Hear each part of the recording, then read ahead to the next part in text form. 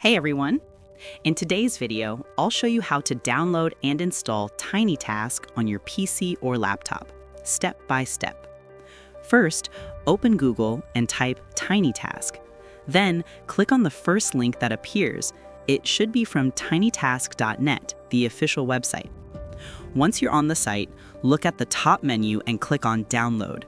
You'll be redirected to the Versions page. That's exactly where you want to be. Now, click on the latest version available. Right now, it's TinyTask 1.77 and hit Download. The file will download instantly to your computer. Once it's finished, just open the file. There's no complicated setup or installation process. TinyTask runs automatically as soon as you open it, so you're ready to start recording and automating tasks right away. And that's it. That's how you download and install TinyTask quickly and safely. If this video helped you out, please subscribe to the channel, and I'll see you in the next one.